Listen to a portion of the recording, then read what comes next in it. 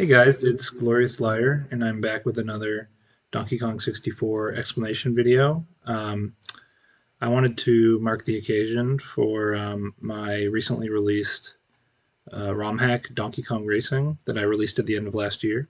And I wanted to sort of give an explanation of the state of ROM hacking at the beginning of 2022 and exactly how I went about making this ROM hack. It was a lot of fun to make. It was a lot of work, but the tools that I used that were developed as I was making it, actually, um, they're the only reason it was possible in the first place. And so, first of all, I want to give a huge shout outs to Balam and Isotarge, who really helped a lot with this ROM hack and ROM hacking in general, as well as Rain. Uh, I know Rain contributed to this stuff as well. Um, and yeah, without further ado, I'm gonna first show off um, a promo video that I made for it, just in case you weren't familiar with the hack that I'm talking about. So let me just play that real quick.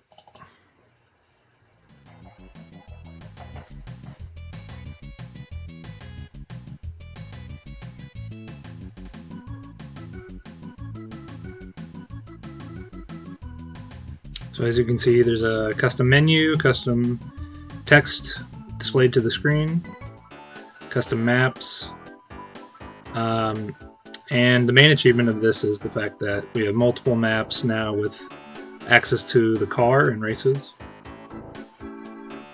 coin collecting challenges.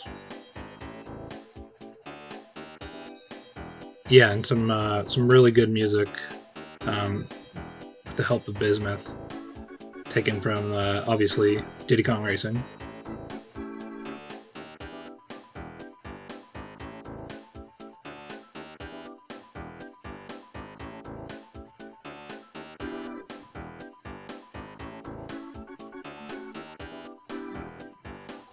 Okay, so that was the promo video that I released at the end of last year, and so yeah, so let's just jump right into it. Okay, so if you look in this window that I have right here, this is the main project that I was working from. You can ignore the fact that it says DK64 tag anywhere. I was too lazy along the way to rename anything, but I should note that this is all based off of Isotarge's repository right here. So you can see his Donkey Kong 64 tag anywhere v5 repository on GitHub. It's public. But if you look, it has basically the same layout as the folder that I just showed.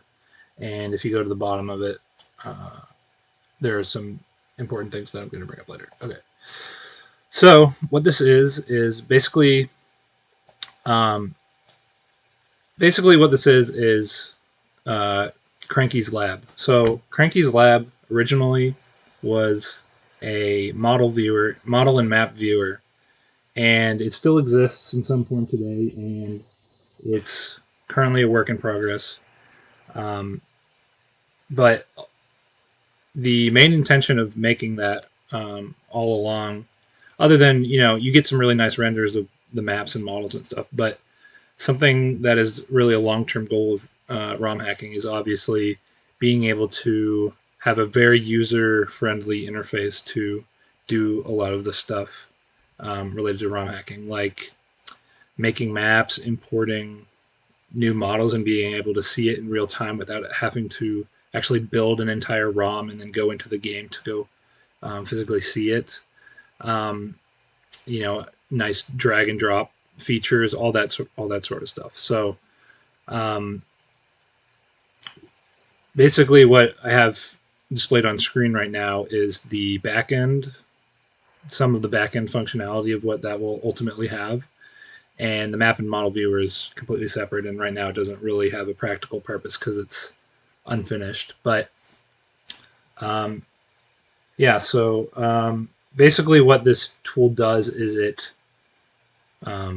unzips the ROM the DK64 ROM that I have here on the left, and it, based on changes that you've made to, say, the map files or new files that you want to include, it will take the original pointer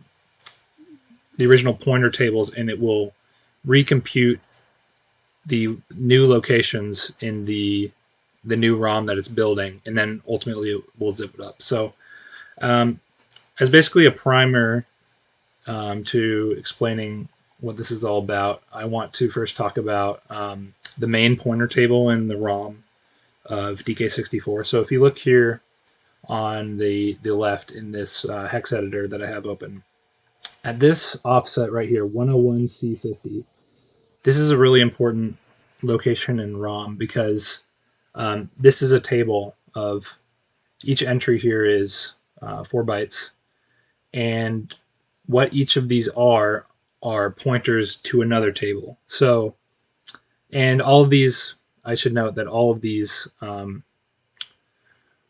values in here are relative to this table. So if I was to want to look at what this is pointing to, I would have to add 101C50 to it. And so just as an exercise, I'm going to do that. So if I start at 101C50 and I add 100 to it, then that should be 101D50 because you increment by 100.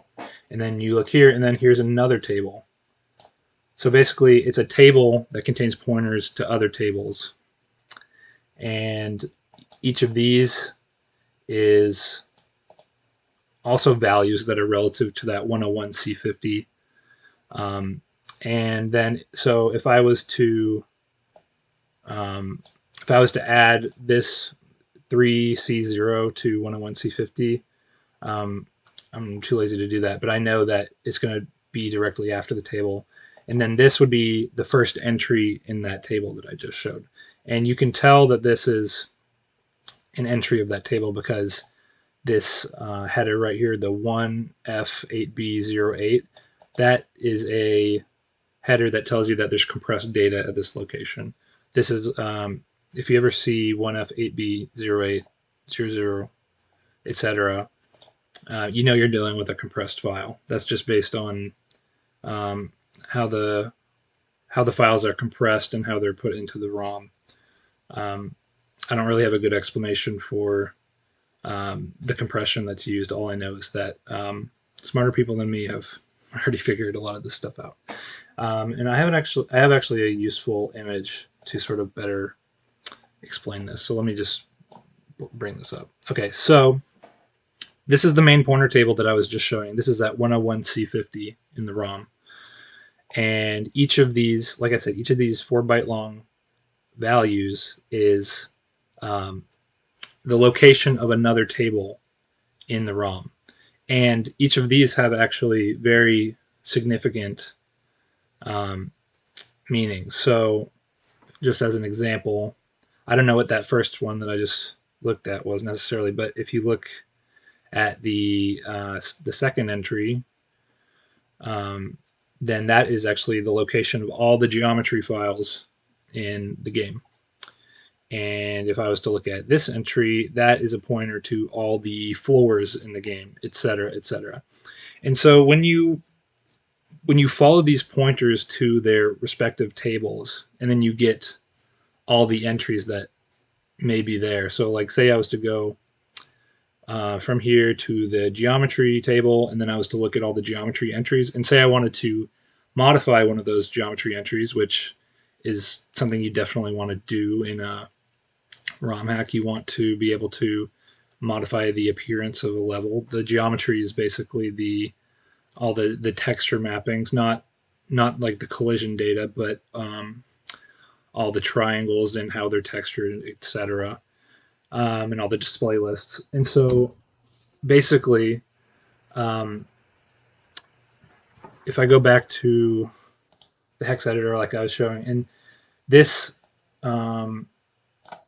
this compressed data entry right here that's being pointed to by this table, it has a finite length. And if I were to find the end of it, I don't know exactly where it is. let's just say for the sake of this example, let's say that it ended right here. Well, then based on how the game, or not the game, sorry, based on how the whatever built the ROM originally was trying to use space as efficiently as possible, the next entry would start immediately after the first one ended. And you can see this. I can just go ahead and calculate real quick what that second entry would be. Let me just get a hex calculator. Hex calculator.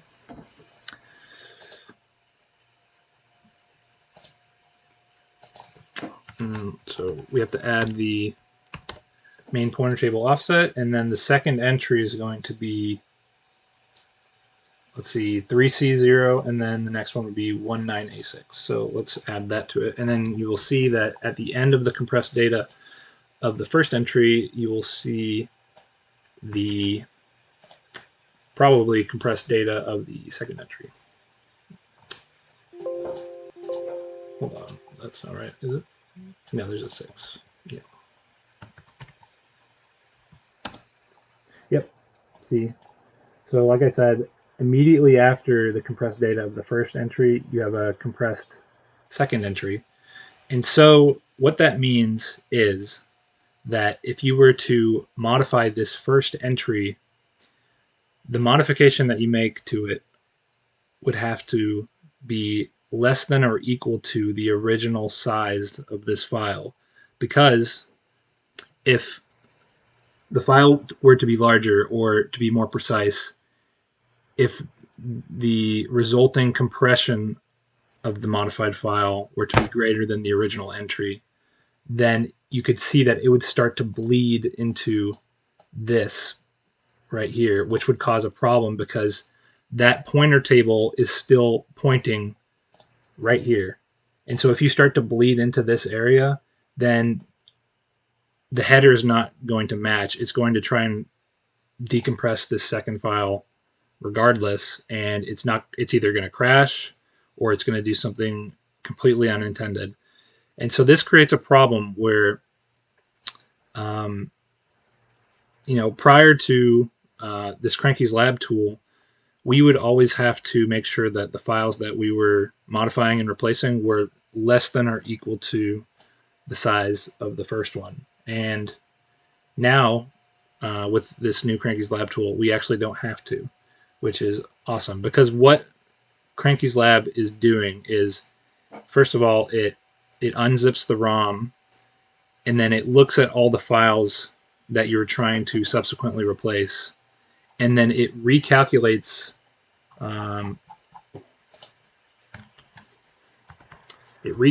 all these pointer entries to a different location in the ROM where there is enough breathing room for all the entries to have enough space, and then you're not going to get any of these collisions anymore. And so this is really powerful because now, like take a tiny map in DK64, like DK's Treehouse, or the Power Shed in Factory.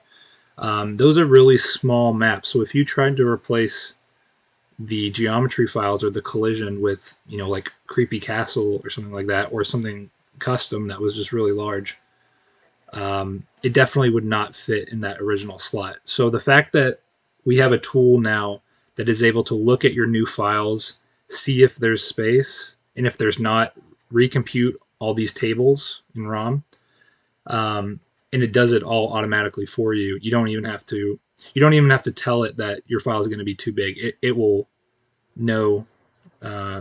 It will know, and it'll do it for you, which is the beauty of it. And yeah, let me just show a practical example. It's really powerful, and yeah, the state of Romhacking is awesome. So if I go into the repository, and in the future I plan on making a follow-up video to this where I basically start from scratch, and I will show like how to do this entire process from scratch rather than using a completed example. But for the time being, I think as an educational exercise, I think it's a good idea to just look at what's already been done and what works. And you can see a relatively complicated example of it working in the hack that I just made. So this build batch file right here, this is the heart of the repository. This is what is doing all of the heavy lifting for you. And if I were to run it real quick, you can just watch it go. You can see parsing pointer tables. It's doing all this stuff with map files. And then for debugging purposes, it even, writes out to these build log files and stuff like that. And so it's really, really cool. And on top of that, it does the CRC calculation for you so that the ROM will actually run. It just does that automatically. And to people that don't know, the CRC check is stands for cyclic redundancy check, and basically it's I think it's like an error checking sort of mechanism that looks at the bytes of the ROM, and it makes sure that some sort of hash of the data matches this like small CRC value. And if they don't match, then they know that either the ROM has been modified or it's just a bad ROM. And it's sort of like a tamper-proof mechanism.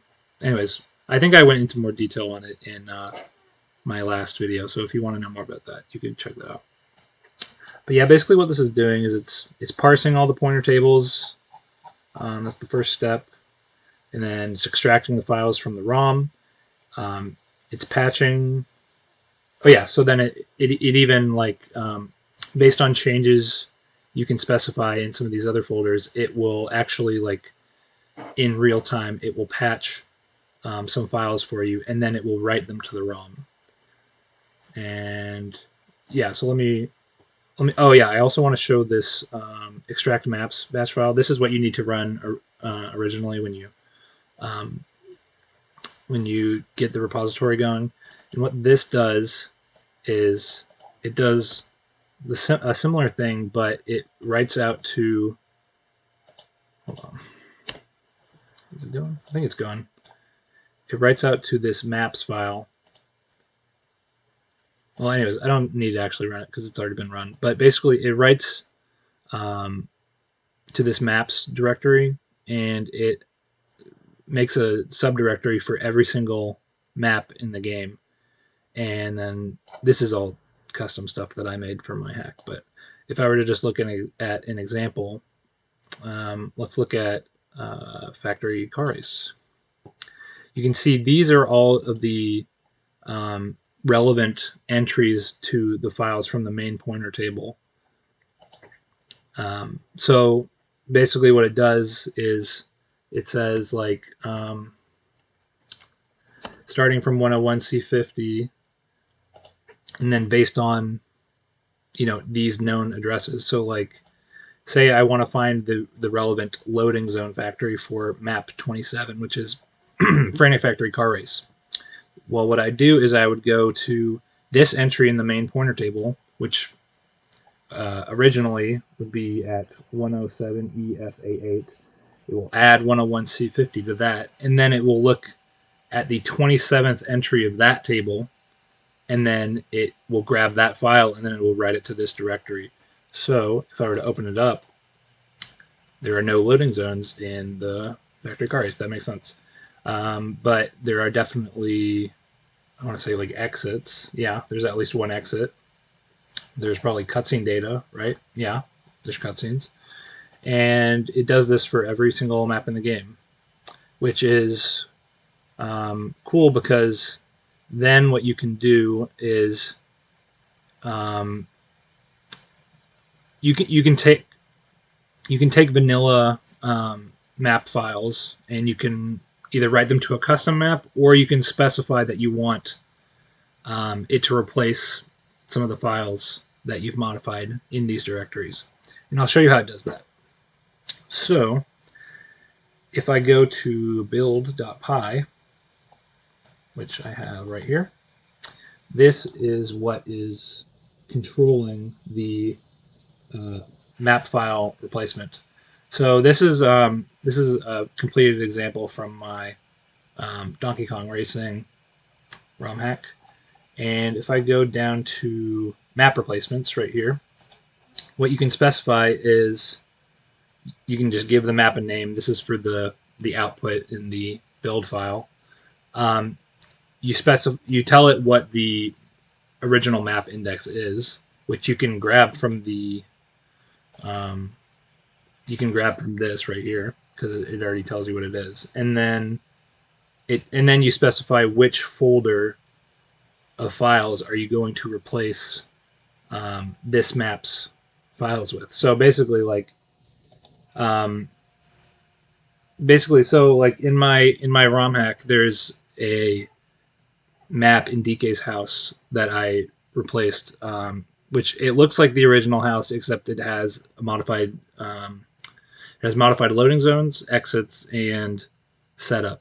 So if you were to enter that map, you would see there's like a tag barrel in the middle of the room, and the loading zone does not take you to training grounds, even though it looks like it takes you to training grounds. It actually takes you to a different map that I specified.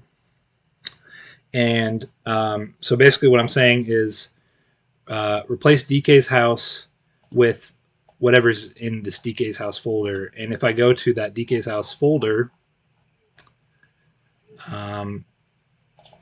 these files are actually modified. And then I can also create,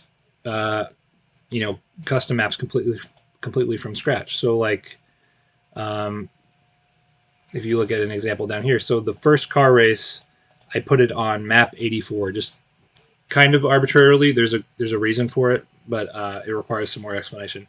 But this one is actually taking map files from the folder maps/racemap1, and that is down here. And these are all custom files. A lot of them are taken from the original car race, just because that's how I had to do it in order for the car race to actually function in a different map setting.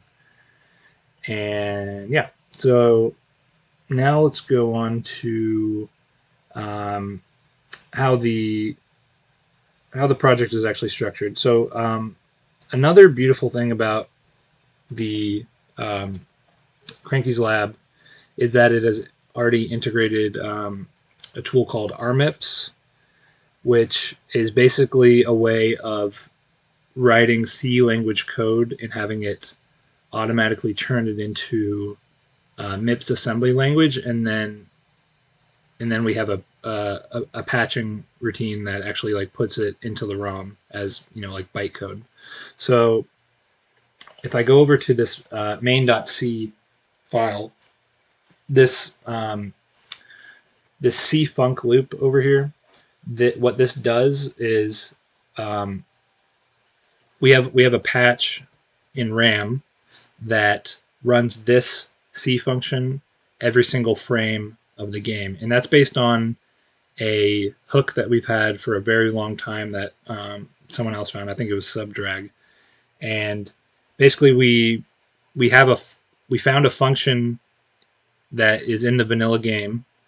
It runs every frame, and as far as we can tell, it doesn't seem to matter if you replace that function's code with something that does something completely different. It doesn't affect how the game runs. And so basically what that means is we have access to a function that is executing something every frame, and that we can just write whatever we want to it. And so for the hack that I just made, what I have it doing is, well, first of all, it's applying a patch every single frame. It doesn't have to happen every single frame. It's just this is the only place that I knew to put it where it would definitely patch it. Basically, it's putting values in RAM. This is sort of into the nitty-gritty of how the actual hack works, but essentially there's a table in RAM where Um, it specifies map properties, a map property bit field to be more precise, and it puts it into this map bit field. Every single Sorry, I'm failing to come up with the words to describe it because it's just kind of complicated. But basically, it's a bit field that specifies map properties, and every entry applies to a different map. And so this is the specific map properties that would let you actually have a successful car race. So this two, what it does is it runs the car race code on map load. In this 8, it basically hides the health HUD. That's the long and short of it. But anyways, and then here's another patch to RAM, which basically just, I don't know exactly what it does. All I know is that when I patch this byte, or no, this whole word to 0, it prevents a lot of cutscenes from playing that I didn't want to play.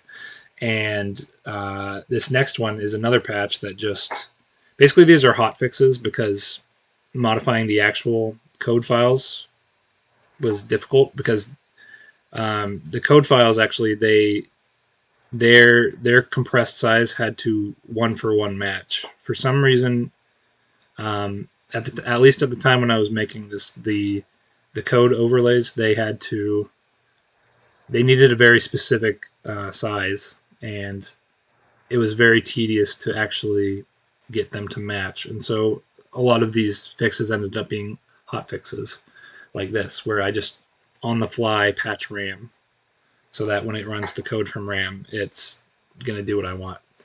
And so this one skips playing the vanilla race music so I can play my own music.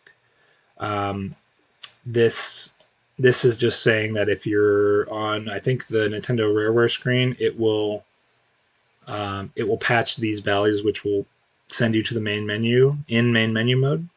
And then finally, it runs the Diddy Kong Racing code, or Donkey Kong Racing code. That this is like the main, this is the main functionality of the hack. So this is like where it really gets into it. And okay, so this is how it works. So basically, you have a lot of. I could start from the top. Okay, so I have all these. I have this enum with all these map values, and I chose these map values for a very specific reason. I guess I could go over that now. So if I go to this spreadsheet, no, not this one, this one. This was a spreadsheet that was made by Balam. Basically, so if you were to look at RAM, based on the map that you load into, different code needs to be loaded in that's context specific. So if you're in a race map, you need the race overlay code to be put into RAM. And if you're in a boss fight, you need the boss code overlay to be loaded in.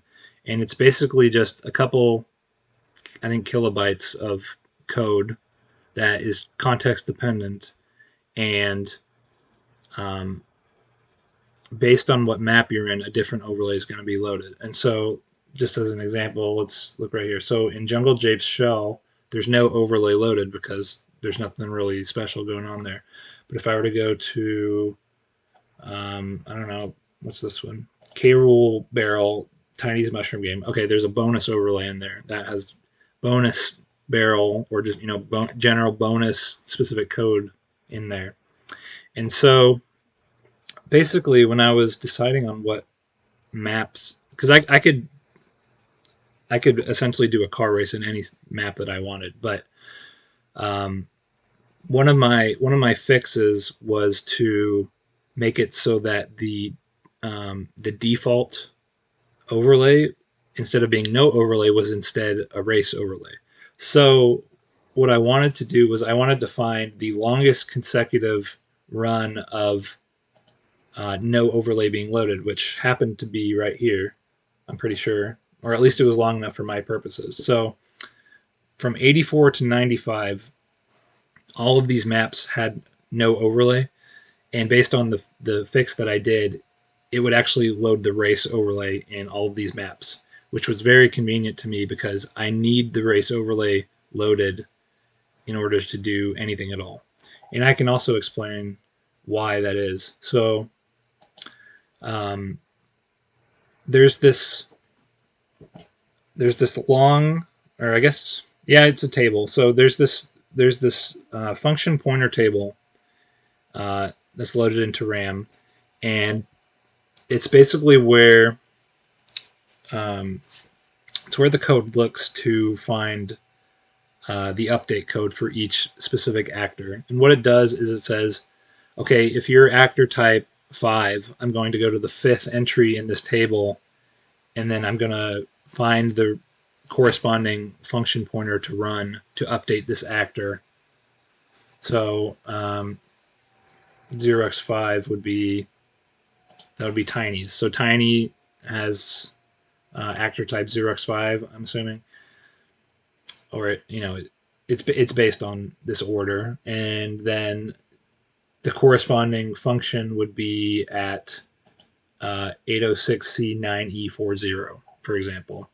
And so there are a lot of, you see these entries that are in red. These are actors that load from the overlay region. And as a consequence of that, that means that you can only load those actors if the corresponding overlay is loaded. So say I was to try and spawn a car in a map where the boss overlays is typically loaded, well, then it would just crash because if I go to the car object, which is I think pretty far down, car right here, 142, its update function is at 8002 AE9C. Well, that's well in the overlay region, and when it points to that in RAM, normally that's the start of a function, so long as the race overlay is loaded. But if the boss overlay is loaded, it could just be garbage. I mean, it essentially is. It's very unlikely that it would line up with the start of a boss function or any other overlays function, and most likely it's just going to be in the middle of some function, and even if it was aligned with the start of a function, there's a very, very slim chance that it would actually be doing anything that you want it to be doing. And so basically I say all this to explain that in order to spawn a car, I need the race overlay loaded, and in order to make sure the race overlay is loaded on a given map, I changed it so that the default overlay, instead of nothing, is the race overlay. And so that means that I can use map values 84 through 95 to do my map replacements. And so as you can see, it starts at 84 and it goes to 85, 86, 87, 88, I think 89. And then the bonus maps, I just kind of wanted them to be separated a little bit just for sanity's sake. If I were to go to, back to here, here's another run of 4 maps where the bonus maps are loaded into. So there you go. All right, and then these are music track values. I don't really know enough about the MIDI replacement process to tell you why these values worked. All I know is just from trial and error, putting them at these entries did not result in a crash, and so I stuck with them.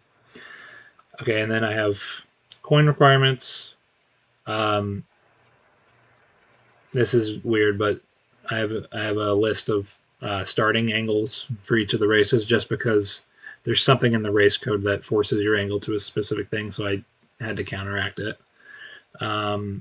These are flag values to unlock all the Kongs. Yeah, and so you can see this is the meat of the functionality of the hack. So this function is going to be running every frame because it's called from main.c. And what it does is there's a switch statement on the current map. And this current map is actually being read from RAM. So if you're at the Nintendo logo, I just load in the songs that I wanted and the song mappings. If you're in the main menu, I force some specific values that the player would probably want on.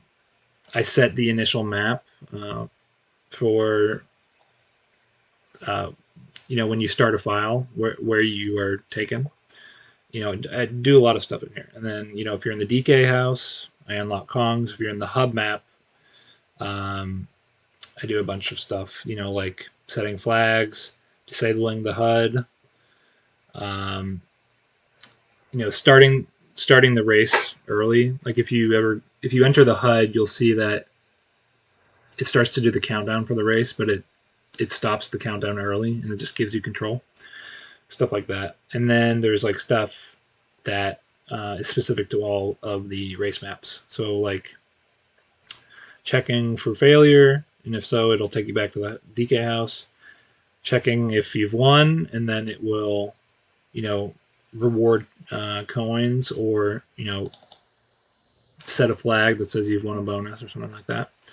And then here's something over here to set the lap counter. In a lot of these functions, like reward coins, mark bonuses won, set lap counter. This is stuff that I customly wrote, and I will show it to you. So if you go down here, like this is a patch to set the initial map, starting your file. Here's something that sets all the flags. There's just a lot of stuff here. Here's something that I did that was kind of interesting. So the camera was really problematic in the car, and so what I ended up doing was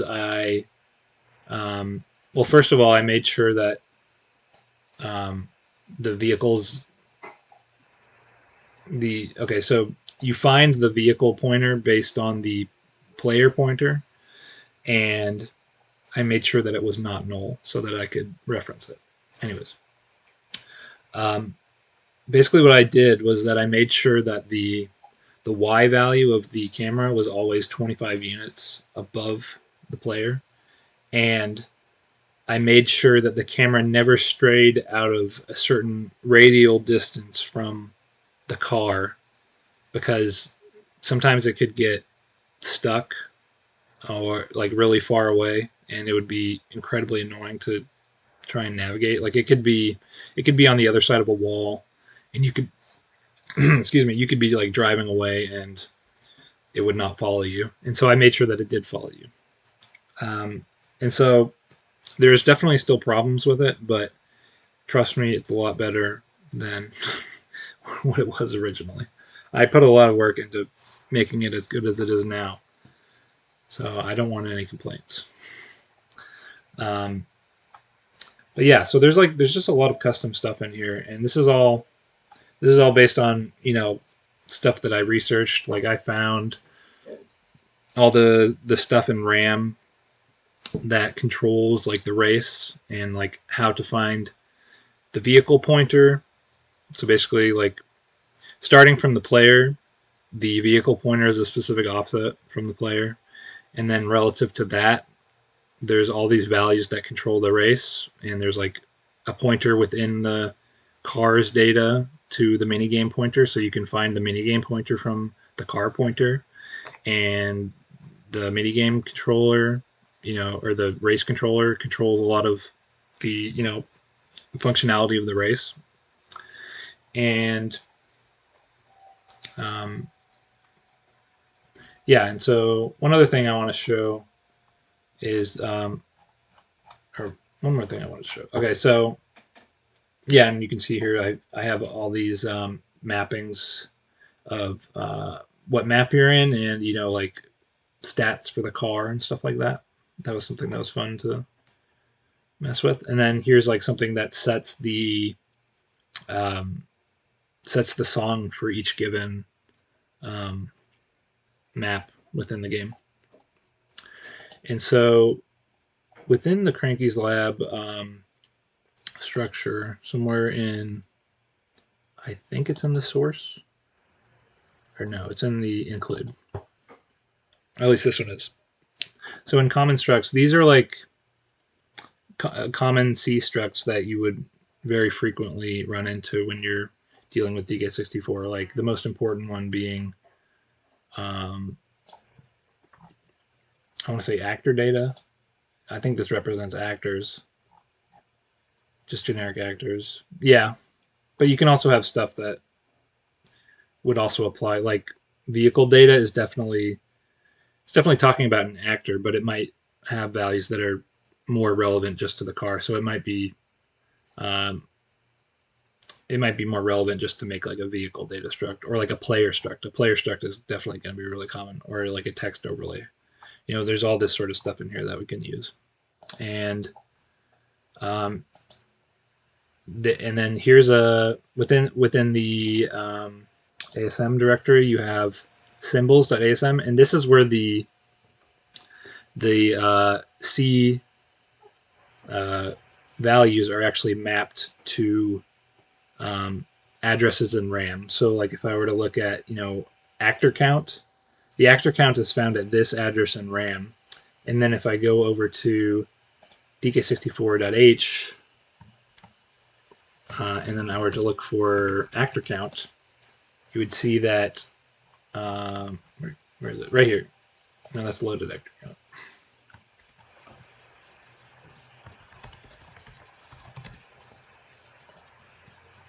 Here it is. So here's a short actor count, which means that I can then go into one of my C files and then I can reference the actor count value, which is mapped over here in symbols.asm. So as you can see, there's a lot of really cool stuff. And sorry, my nose is really itchy. So there's a lot of really cool stuff contained within this, and I put a lot of work into it. And I would say half of my time was spent, making the C files and the assembly, what eventually turns into the assembly fixes and functionality in the game. And then the other half would be actually, doing the map file modification for all the custom races and stuff like that. Oh, and I also want to show as a part of that, I have another, I think it's this one. Yeah. I even like uncovered like the structure of the checkpoint files, and so I was able to add new entries to the checkpoint table in the ROM, and it took a while to uncover the format of the checkpoints so that I could actually make custom checkpoints that worked in races. But I figured out a lot about it. So, like for example, this is an image of the header of the checkpoint file. I could actually show. It would probably be beneficial to show like an actual example.